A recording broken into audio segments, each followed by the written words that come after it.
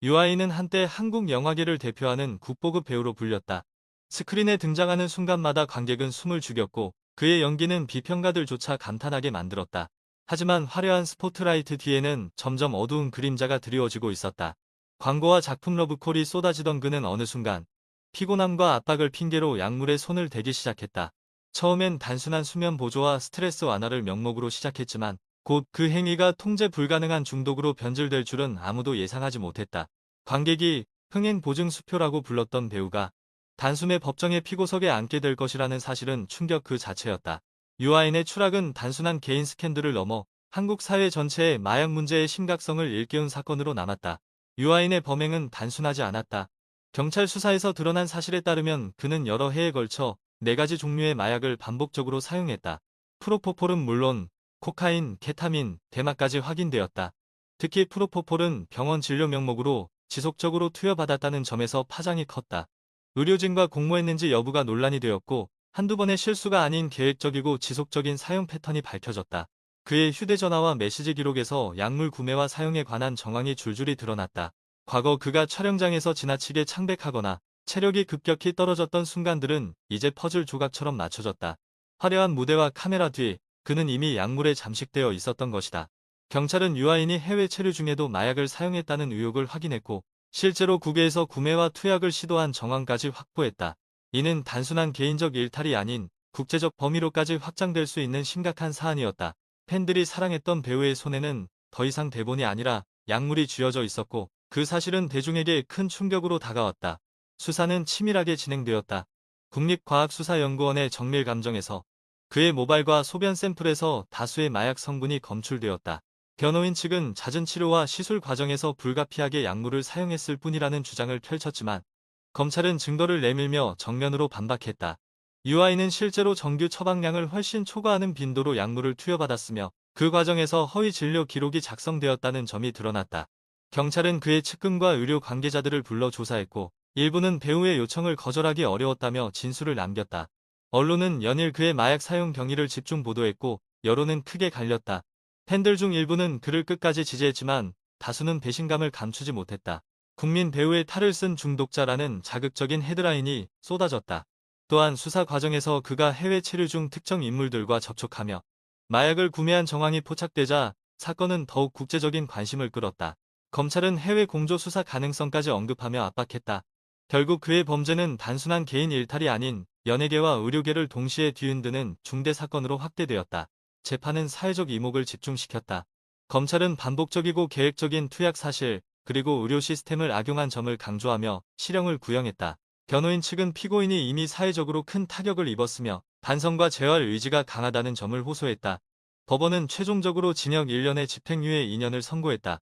또한 일정 기간 동안 보호 관찰과 치료 프로그램 이수를 명령했다. 판결이 내려지자 법정 안팎은 술렁였다. 실형을 피한 데 대한 논란과 함께 그가 다시 대중 앞에 설 수 있을지에 대한 회의가 이어졌다. 광고와 작품 계약은 이미 모두 해지되었고 제작사들은 수십억 원의 손해를 감수해야 했다. 이 사건은 단순히 한 배우의 추락으로 끝나지 않았다.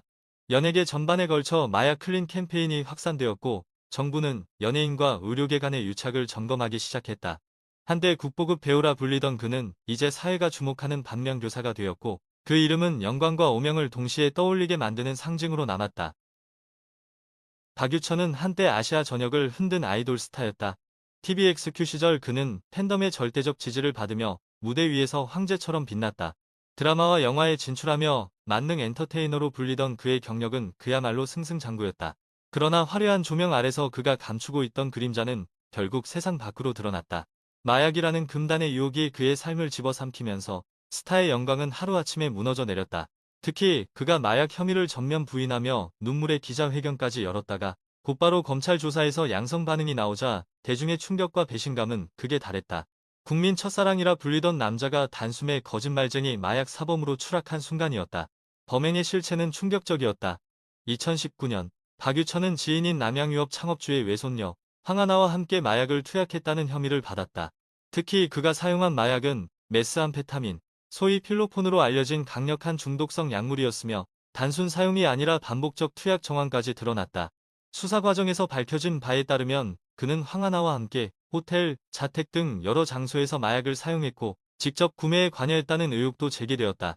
박유천은 초반에 모든 혐의를 전면 부인하며 눈물까지 흘리며 결백을 주장했지만 경찰이 그의 신체를 대상으로 한 국립과학수사연구원 정밀 감정 결과에서 마약 양성 반응이 확인되었다.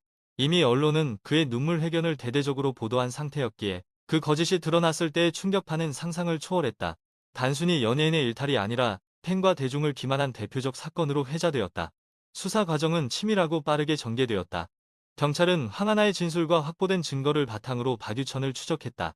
그가 사용한 마약의 흔적은 모발과 소변 검사에서 모두 검출되었고 휴대전화 내역과 CCTV 영상 또한 결정적 단서가 되었다. 수사관들은 호텔 CCTV에서 두 사람이 출입하는 장면을 확보했고 계좌 추적을 통해 마약 거래 정황을 밝혀냈다. 박유천 측 변호인은 마약을 한 적이 없으며 결백하다는 기존 입장을 고수했지만 검찰은 과학적 증거와 목격자 진술을 내세우며 방어 논리를 무너뜨렸다. 특히 황하나는 조사 과정에서 박유천이 마약을 함께 투약했다고 구체적으로 증언했고 이는 사건의 흐름을 돌이킬 수 없게 만들었다. 여론은 급속도로 악화되었고 팬덤 내에서도 그를 지지하는 목소리는 거의 사라졌다. 오히려 눈물로 대중을 속인 전례 없는 배신이라는 평가가 이어졌다. 연예계 전반에도 여파가 미쳤다. 그의 출연작은 줄줄이 방송과 상영이 중단되었고 광고주들은 손해배상 소송을 준비했다. 경찰은 그의 추가 투약 여부와 공급 경로까지 추적하며 사건을 확대했고 결국 박유천은 피의자 신분으로 구속 수사를 받게 되었다. 재판은 세간의 관심 속에 진행되었다. 검찰은 그의 반복적 투약, 구매 정황, 그리고 사건 초기에 대중을 속인 점을 들어 실형을 구형했다. 반면 변호인 측은 피고인이 이미 연예계에서 사실상 퇴출당했으며 반성과 재활 의지가 강하다는 점을 강조했다. 법원은 최종적으로 징역 10개월의 집행유예 2년을 선고했다. 또한 보호 관찰과 치료 강의를 병행하도록 명령했다. 판결 직후 법정 분위기는 냉혹했다. 사회적으로 최악의 배신 사건으로 낙인 찍힌 그의 이미지는 회복 불가능해 보였다. 수십억 원의 손해가 발생한 소속사는 계약을 해지했고 방송사들은 그의 이름조차 언급하기 꺼렸다. 사건은 단순히 한 아이돌의 몰락을 넘어 연예계 전반의 마약과의 전쟁을 촉발하는 기폭제가 되었다. 박유천은 이제 더 이상 무대 위의 스타가 아니라 한국 사회가 기억하는 눈물 회견 거짓말의 상징으로 남았다. 최승연, 예명 T. 오피은 세계적인 아이돌 그룹 빅뱅의 래퍼로 글로벌 무대에서 수많은 팬을 거느린 슈퍼스타였다. 그는 독보적인 음색과 카리스마 넘치는 무대 매너로 사랑받았으며 연기와 패션에서도 두각을 나타내며 완벽한 아티스트라는 수식어를 얻었다. 그러나 2017년 그의 이름은 전혀 다른 맥락에서 헤드라인을 장식하게 된다. 국방의 의무를 수행하던 군 복무 중 대마초를 흡연한 사실이 드러났기 때문이다. 특히 그는 이미 사회적 모범을 보여야 할 위치에 있던 톱스타였기에 사건은 단순한 일탈을 넘어 사회적 충격으로 이어졌다. 세계가 주목한 스타가 하루아침에 마약 사범으로 낙인 찍히는 장면은 팬들에게 믿기 힘든 배신감을 안겼다. 범행의 실체는 은밀하게 진행되었다. 2016년 최승연은 서울 용산구 자택에서 연습생 출신 여성과 함께 대마초를 피운 것으로 밝혀졌다. 당시 그는 군 복무를 앞두고 있었고 소속사와의 약속 및 팬들의 기대 속에 스스로를 절제해야 할 위치에 있었다.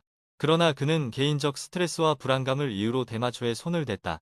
흡연 방식은 전자담배 기기를 이용하거나 직접 말아 피우는 형태였으며 적어도 4차례 이상 투약한 정황이 드러났다. 특히 군 입대 직전에도 대마를 흡연했다는 사실은 국민적 공분을 샀다. 연습생 여성은 경찰 조사에서 최승연과의 흡연 사실을 구체적으로 진술했고 이 진술은 수사에 불을 붙였다. 그의 자택에서 발견된 흡연 도구와 사용 흔적은 결정적 증거로 작용했다. 무대 위에서 카리스마 넘치던 래퍼의 뒷모습은 결국 중독과 일탈이라는 어두운 실체와 마주하게 된 것이다. 수사는 철저하고 신속하게 이루어졌다. 경찰은 제보와 여성 연습생의 진술을 토대로 최승연을 소환했고 그의 모발과 소변을 국립과학수사연구원에 의뢰했다. 초기 조사에서 그는 혐의를 전면 부인했으나 정밀 검사 결과 일부에서 대마 성분이 검출되었다. 또한 경찰은 그의 휴대전화 기록과 메신저 대화 내용을 확보해 대마 구매 및 사용 정황을 구체적으로 드러냈다. 특히 연습생 여성은 최승연이 먼저 대마 흡연을 권유했다는 진술을 남겼고 이는 사건의 무게를 더했다. 수사가 진행되던 중 그는 군 복무 중 의식을 잃고 병원으로 이송되는 일이 발생했다. 당시 약물 과다 복용으로 인한 응급 상황이라는 보도가 나오면서 대중의 충격은 배가 되었다. 병상에 누워 의식을 잃은 채 발견된 슈퍼스타의 모습은 그동안 철옹성 같았던 이미지가 산산조각 났음을 보여주었다. 여론은 차갑게 돌아섰고 군 복무 중 나라를 지켜야 할 위치에서 오히려 불법 약물을 즐겼다는 비판이 쏟아졌다. 재판은 사회적 관심 속에 열렸다.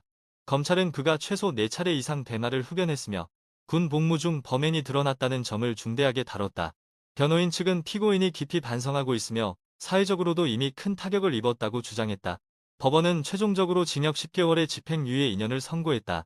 이는 실형을 면했지만 스타로서의 명예는 이미 회복 불가능할 정도로 손상된 상태였다. 사건 이후 그는 군 복무에서 제외되었고 연예계 활동은 장기간 중단되었다. 수많은 광고 계약이 취소되고 팬덤 내에서도 그를 향한 지지와 비난이 극명히 갈렸다. TOP 사건은 한국 연예계에서 마약 문제의 심각성을 다시금 각인시켰으며 글로벌 스타조차 법과 사회적 도덕의 심판을 피할 수 없음을 보여주는 사례로 기록되었다. 김한빈, 예명비. 아이는 한때 K-팝의 미래라 불리던 인물이었다.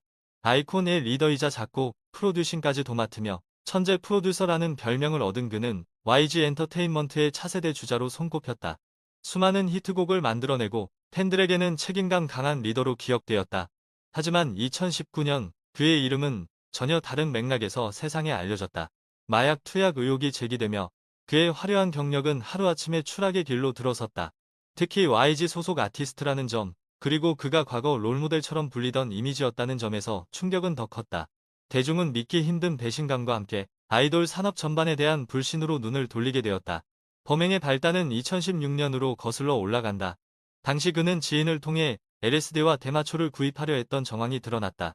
경찰이 확보한 카카오톡 대화방에서 그는 구체적으로 강한 것, 환각 효과가 확실한 것을 구해달라는 취지의 메시지를 남겼다. 이 대화는 훗날 언론을 통해 공개되며 세간을 뒤흔들었다. 단순한 호기심 수준을 넘어 적극적으로 마약 구매를 시도하는 모습이었기 때문이다. 그는 실제로 LSD를 소량 구매했고 대마 역시 투약한 정황이 포착되었다. 당시에 함께 있던 지인은 경찰 조사에서 BI가 여러 차례 마약을 사용했다고 진술했으며 이는 사건의 결정적 실마리가 되었다. 한때 팬들에게 책임감 강한 리더로 보였던 청년이 사적으로는 마약을 찾고 있었다는 사실은 충격적이었다. YG 소속 아티스트라는 상징성 또한 사건의 파장을 크게 만들었다. 세계로 뻗어가는 K-팝의 얼굴 중 한 명이 마약에 연루되었다는 사실은 국제적 뉴스로도 번졌다. 수사는 복잡하게 전개되었다. 2016년 이미 해당 사건에 대한 진술이 경찰에 접수되었지만 당시에는 제대로 수사되지 않았다. 이후 2019년 국민권익위원회에 제보가 들어오면서 사건이 재점화되었다. 경찰은 과거 수사가 부실했음을 인정했고 검찰은 사건을 재조사하기 시작했다. 이 과정에서 YG 엔터테인먼트가 개입해 수사 무마를 시도했다는 의혹까지 제기되었다. 특히 양현석 전 대표가 당시 참고인에게 회유와 협박을 했다는 진술이 나오면서 사건은 단순히 아이돌 개인의 일탈을 넘어 연예 산업 권력 구조의 문제로 확산되었다. I는 처음에는 혐의를 전면 부인했으나 증거와 진술이 이어지자 일부 사용 사실을 인정했다. 경찰은 그의 모발과 소변을 정밀 감정했지만 시간이 오래 지나 불검출로 나왔다. 그러나 카카오톡 대화 기록과 참고인 진술은 강력한 증거였다. 팬덤과 대중은 양극단으로 갈라졌다. 일부는 이미 지난 일이고 청춘의 실수라며 옹호했지만 다수는 거짓말로 일관하다가 들통났다며 비판을 멈추지 않았다. 언론은 매일같이 그의 이름을 헤드라인에 올렸고 YG 내부 비리 의혹과 결합해 대형 스캔들로 번졌다. 재판은 사회적 관심 속에서 진행되었다. 검찰은 그가 LSD와 대마를 반복적으로 사용한 정황을 근거로 징역형을 구형했다. 변호인 측은 피고인이 이미 그룹에서 탈퇴해 사회적으로 막대한 불이익을 받았으며 깊이 반성하고 있다는 점을 강조했다. 법원은 최종적으로 징역 3년에 집행유예 4년을 선고했고 사회봉사 80시간과 약물치료 강의 수강을 명령했다. 이는 실형을 면한 판결이었지만 아이콘의 리더였던 그의 이미지는 회복하기 어려웠다. 사건 이후 그는 그룹에서 탈퇴하고 오랜 자숙에 들어갔으며 소속사 역시 큰 타격을 입었다.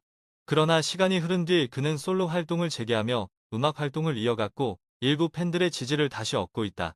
하지만 마약 아이돌이라는 꼬리표는 여전히 따라다니고 있다. 이 사건은 한국 연예계의 마약 문제가 얼마나 심각한지를 보여준 대표적 사례이자 권력과 자본이 수사 과정에 어떻게 개입할 수 있는지를 드러낸 사건으로 남았다.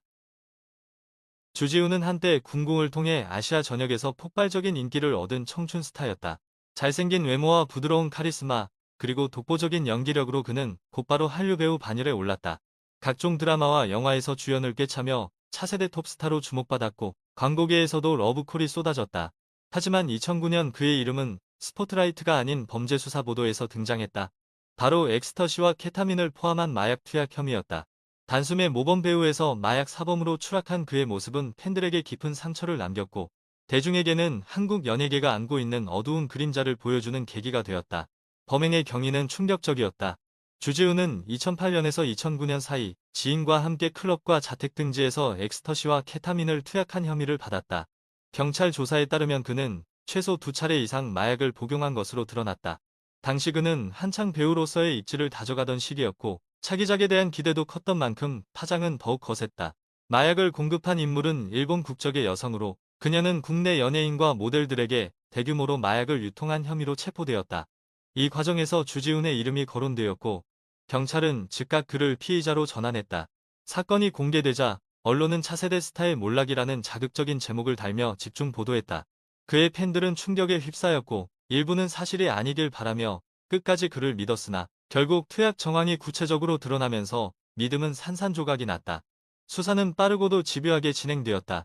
경찰은 마약 공급책을 체포한 뒤 확보한 통화 내역과 금융 기록을 통해 연루된 연예인 명단을 수집했다. 이 명단 안에서 주지훈의 이름이 확인되었고 그는 소환 조사를 받게 되었다. 초기 진술에서 그는 혐의를 일부 인정했으며 2차례에 걸쳐 마약을 사용한 사실을 시인했다. 국립과학수사연구원의 검사 결과에서도 관련 성분이 검출되어 그의 진술은 사실로 입증되었다. 수사 과정에서 드러난 사실 중 충격적인 부분은 단순 호기심이 아니라 지인들과 함께 의도적으로 파티를 즐기며 투약했다는 점이었다. 이는 사회적으로 큰 비난을 불러왔고 그의 연예 활동은 사실상 중단될 수밖에 없었다. 또한 경찰은 그의 연예계 활동을 둘러싼 스케줄을 확인하며 마약 사용 시점과 활동 시점을 대조했다. 일부 작품 촬영 당시에도 투약 흔적이 있었다는 보도가 나오면서 논란은 걷잡을 수 없이 커졌다. 여론은 냉혹했다. 차세대 한류 스타가 한순간에 무너졌다는 반응이 지배적이었고 그를 기용했던 제작사와 광고주는 줄줄이 계약을 해지했다. 재판 과정은 그의 인생에서 가장 암울한 순간이었다. 검찰은 주지훈이 반복적이고 의도적으로 마약을 사용했다는 점을 강조하며 실형을 구형했다. 그러나 변호인 측은 그가 초범이며 사회적으로 이미 큰 손해를 입었고 깊이 반성하고 있다는 점을 호소했다. 법원은 최종적으로 징역 6개월에 집행유예 1년, 사회봉사 120시간을 선고했다. 이 판결은 그가 실형을 피할 수 있는 기회를 제공했지만 대중의 신뢰는 이미 무너진 뒤였다. 사건 직후 그는 방송과 영화계에서 사실상 퇴출되었고 오랜 시간 자숙의 시간을 가졌다. 그러나 시간이 흐른 뒤 그는 꾸준한 반성과 연기력으로 다시금 업계에 복귀했다. 넷플릭스 드라마 킹덤에서의 인상적인 연기는 그의 재능이 여전히 살아있음을 증명했다. 하지만 그의 이름 앞에는 여전히 마약 파문이라는 꼬리표가 따라다니며 이 사건은 한국 연예계에서 스타들이 직면한 유혹과 추락의 위험을 상징하는 사례로 남았다. 하정우는 한국 영화계를 대표하는 흥행 배우로 국민 배우라는 별칭까지 얻으며 수많은 작품에서 관객을 사로잡았다. 신과 함께, 암살, 범죄와의 전쟁 등 수천만 관객을 동원한 영화의 주연으로 활약하며 흥행성과 연기력을 동시에 인정받았다. 그는 충무로에 신뢰할 수 있는 배우, 그리고 후배들에게 귀감이 되는 인물로 자리매김했다. 그러나 2020년 그의 이름은 전혀 예상치 못한 사건으로 세상에 알려졌다. 바로 의료시술 과정에서 프로포폴을 상습적으로 투약했다는 혐의였다. 대중은 충격에 휩싸였다. 단순히 영화 속 범죄자가 아니라 실제로 법의 심판대에 오르게 된 그의 모습은 아이러니하게 다가왔고 국민 배우조차 마약의 유혹을 피하지 못했다는 비판이 이어졌다. 범행의 실체는 병원을 통한 은밀한 방식으로 진행되었다. 하정우는 2019년 서울 강남의 한 성형외과에서 피부치료와 미용 시술을 받으면서 마취 목적을 넘어선 횟수와 용량으로 프로포폴을 투약받았다. 프로포폴은 원래 전신 마취에 사용되는 전문 의약품으로 반복적으로 맞을 경우 강한 의존성을 일으킨다. 그는 여러 차례에 걸쳐 자신의 이름이 아닌 지인의 인적사항을 빌려 진료 기록을 남기도록 했고 이를 통해 투약 사실을 은폐하려 했다. 실제로 병원 차트에는 다른 사람의 이름으로 예약이 잡혀 있었으며 약물이 투약된 기록 역시 허위로 작성되었다. 검찰 조사에 따르면 그는 최소 10회 이상 프로포폴을 과잉 투약받았고 단순히 치료 목적이라고 보기 어려운 수준이었다. 병원 관계자들은 그의 지시로 서류를 조작했다고 진술했고 이 과정은 치밀하게 계획된 은폐 행위로 드러났다. 대중은 그가 단순한 환자가 아니라 적극적으로 제도를 악용한 연예인으로 비쳤다. 수사 과정은 철저히 이루어졌다. 검찰은 국립과학수사연구원의 분석 결과와 병원의 진료 기록을 대조하며 수사에 착수했다. 특히 동일한 병원에서 반복적으로 같은 환자가 아닌 이름으로 프로포폴을 처방받은 정황은 명백한 위법 행위였다. 수사팀은 병원 관계자들을 소환해 조사했고 이들이 하정우의 지시였다는 진술을 확보하면서 사건은 일사천리로 진행되었다. 또한 하정우의 휴대전화 문자 기록과 메신저 대화에서 예약 내역과 투약 일정을 조율한 흔적이 발견되었고 이는 결정적 증거로 작용했다. 변호인 측은 초반에 피부 치료와 흉터 치료 목적이라고 주장했으나 검찰은 의료 목적을 넘어선 빈도와 허위 차트 작성 사실을 들어 반박했다. 여론은 갈라졌다. 일부는 배우라는 직업 특성상 외모 관리와 치료가 필요했을 것이라며 옹호했지만 다수는 국민 배우라면 더 신중해야 했다며 비판했다. 언론은 연일 그와 관련된 보도를 쏟아냈고 충무로 톱배우의 치명적 오점이라는 평가가 따라붙었다. 수사 막바지에는 해외 체류 기록과 병원 출입 내역까지 대조되며 그의 투약이 단발성이 아닌 체계적 행위임이 드러났다. 재판은 뜨거운 사회적 관심 속에 진행되었다. 검찰은 그가 수차례에 걸쳐 프로포폴을 상습 투약했고 이를 은폐하기 위해 타인의 명의를 도용한 점을 강조하며 징역형을 구형했다. 그러나 변호인 측은 피고인이 초범이며 의료 목적이 일부 존재했고 사회적으로도 큰 타격을 입었다는 점을 호소했다. 법원은 최종적으로 벌금 3천만 원을 선고했다. 실형은 피했지만 마약류 관리법 위반이라는 꼬리표는 씻을 수 없게 되었다. 판결 이후 광고와 일부 작품은 계약이 취소되거나 연기되었고 그의 이미지는 한순간에 무너졌다. 그러나 연기력과 흥행 파워 덕분에 그는 시간이 흐르며 다시 영화계에 복귀했지만 여전히 과거의 그림자는 완전히 지워지지 않았다. 하정우 사건은 한국 사회의 마약은 지위와 성공을 가리지 않는다는 교훈을 남겼으며 연예계 전반에 경각심을 불러일으킨 사건으로 기록되었다. 박시연은 한때 대한민국 드라마계를 대표하는 여배우였다. 광고 모델로 출발해 세련된 이미지와 안정된 연기로 단숨에 스타덤에 올랐고 커피하우스, 돈의 화신 등 인기작에 출연하며 대중적 사랑을 받았다. 청순한 외모와 카리스마 있는 연기 사이를 오가는 그의 모습은 팬들에게 큰 호응을 얻었고 방송사와 광고계 모두가 선호하는 인물이 되었다.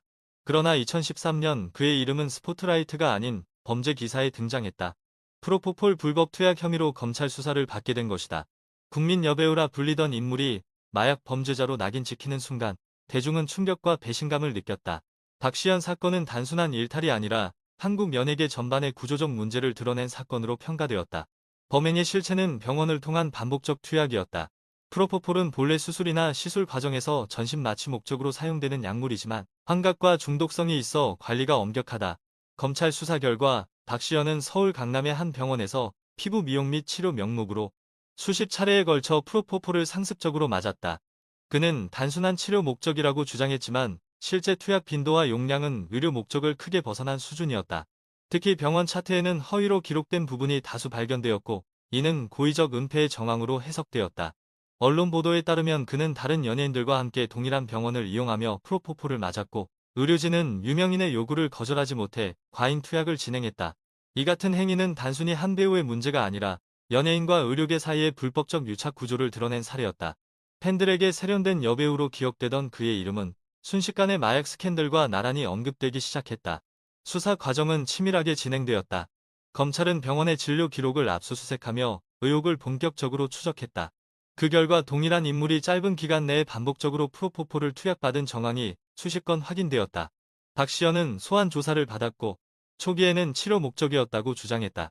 그러나 병원 관계자들의 진술과 허위 차트 기록, 약물 사용량이 일치하면서 그의 주장은 설득력을 잃었다.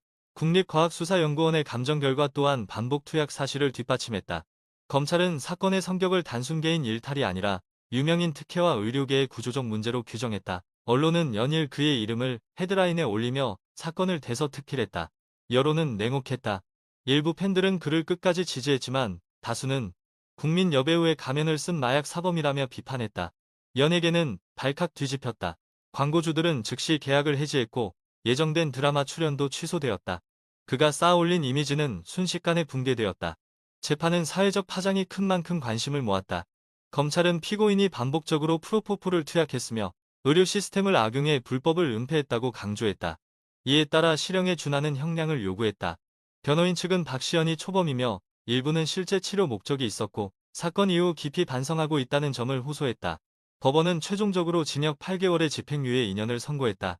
또한 사회봉사와 약물치료 프로그램 이수를 명령했다. 판결은 실형을 피할 기회를 주었지만 배우로서의 명성과 신뢰는 이미 회복 불가능한 수준으로 무너졌다. 판결 이후 방송계는 그의 복귀를 사실상 차단했고 그는 오랜 자숙의 시간을 보낼 수밖에 없었다.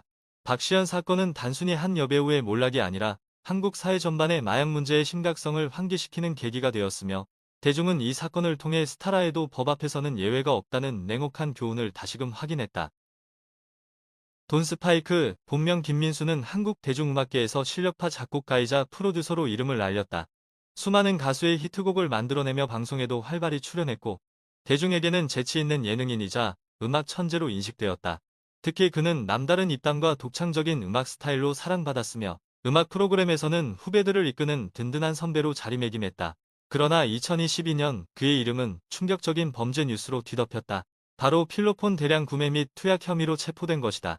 많은 사람들에게 친근하고 유쾌한 이미지로 각인되었던 그의 실체는 사실 수천 명이 동시에 투약할 수 있을 정도의 마약을 소지한 중범죄자였다. 이 사건은 음악계뿐 아니라 사회 전체에 커다란 충격을 안겼다. 범행의 구체적인 내용은 상상을 초월했다. 경찰은 그가 2021년부터 2022년 사이 여러 경로를 통해 필로폰을 수차례에 걸쳐 구입했으며 실제로 투약까지 했다는 사실을 밝혀냈다.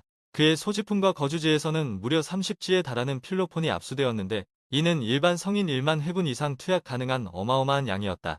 단순한 개인적 일탈 수준이 아니라 유통이나 판매와 연루되었을 가능성까지 의심케 했다. 실제로 그는 지인들과의 모임 자리에서 마약을 함께 사용했고 일부는 직접 투약을 권유한 정황도 드러났다. 연예계 인맥과의 연루 여부가 수사 과정에서 큰 관심을 끌었고 대중은 그가 오랫동안 예능 무대에서 보여주던 유쾌한 모습이 사실은 어둠을 감추기 위한 가면이었음을 깨닫고 배신감을 느꼈다. 그의 범행은 단순한 호기심이 아니라 반복적이고 조직적인 양상을 띠고 있었으며 이는 사건의 심각성을 한층 키웠다. 수사 과정은 전격적으로 이루어졌다.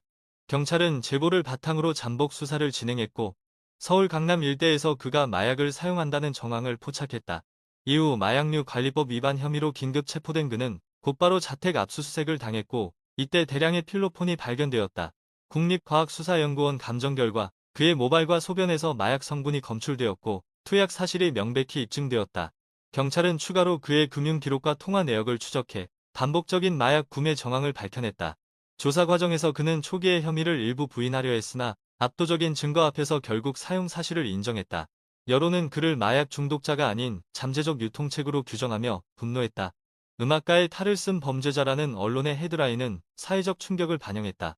또한 수사 결과 그가 연예계 지인들과 함께 투약한 정황이 드러나면서 혹시 또 다른 연예인이 연루된 것은 아닌지 의혹이 증폭되었다. 경찰은 그의 주변 인물들까지 수사망에 올렸지만 추가 연루자는 밝혀지지 않았다.